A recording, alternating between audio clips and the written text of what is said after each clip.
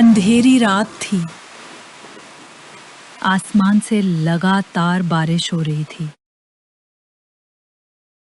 हवाएं इतनी तेज थीं कि मिट्टी की छत कांप रही थी और एक छोटा सा परिवार एक कोने में बैठा था। उसकी छत से पानी टपक रहा था। उनकी जिंदगी भी जैसे धीरे धीरे पानी की धार में बह रही हो। भीषण बारिश से पापड़ उस देहाती झोपड़ी की टिन छत कांप रही थी।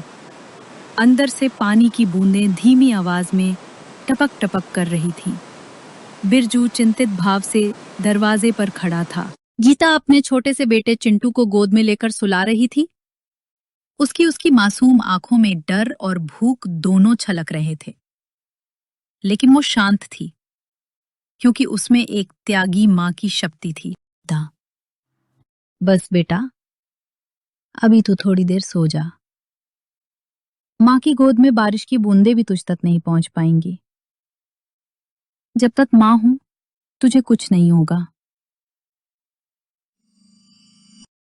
बिरजू बाहर खड़े होकर बारिश को ताक रहा था। बिरजू जानता था कि लकड़ियां भीग चुकी थीं। कोई नहीं खरीदेगा। दुकान वाले ने मना कर दिया था। राशन खत्म हो चुका था।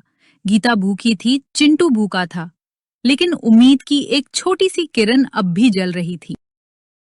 मुझे जंगल नहीं जाना। सेठ हरिचंद से काम मांगना है। चाहे तूफान हो, बारिश हो, कुछ मदद मिले तो। अगली सुबह सूरज का चंदा नहीं, लेकिन बारिश की बूंदें कुछ कम थीं। बिरजू सेठ के पास गया। शुरुआत में सेठ हंसा, फिर बोला कि उसे नौकर की तरह काम देना चाहता है। खेत, घर, राशन। सेठ हरिचंद: मैं उधार नहीं दूंगा, लेकिन काम करोगे तो तेरे घर की मरम्मत और राशन दूंगा। बिरजू मान गया। उसने घर और खेत का काम दोनों संभाला। गीता थोड़ी राहत पाई, लेकिन सवाल मन में उभरने लगे।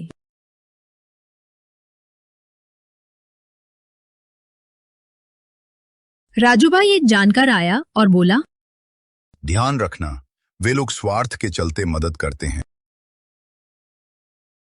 लेकिन बिरजू विश्वास करता गया। समय बीतता गया। बारिश कभी रुकी नहीं। सेठ के शब्द नहीं बदले। बिरजू ने काम किया, भरोसा किया, लेकिन जब उसने घर की मरम्मत की मांग की, सेठ गुस्सा हो गया। बिरजू, इतना काम भी नहीं किया और बड़ी बात कर रहा है। निकल यहां से, अपना घर संभाल लो। सेठ द्वारा काम से निकाले जाने के बाद बिरजू घर आ जाता है। बिरजू, गीता चिंतित थे, चिंटू भूखा था, लोग कहीं से मदद नहीं आए।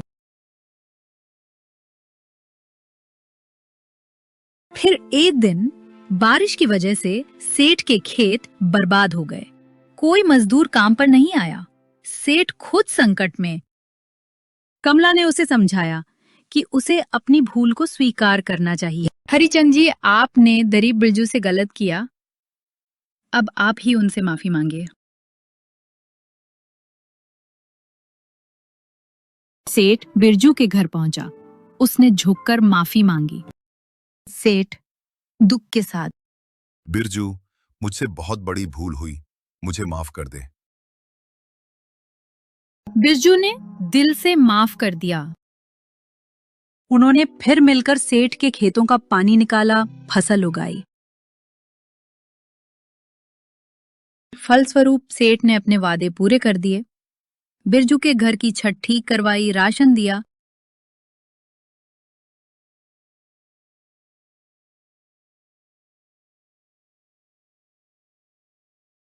आज बिरजू, गीता और चिंटू गांव के मजबूत मकान में बैठे हैं। बाहर हल्की हल्की बारिश हो रही है, लेकिन अब उन्हें डर नहीं लगता। पिताजी, अब हमें बारिश से डर नहीं लगता। अब नहीं बेटा, अब नहीं। कठिन दौर में इंसान की हिम्मत और भरोसा ही उसे नई दिशा दे सकता है, और अंत में सच की जीत होती है।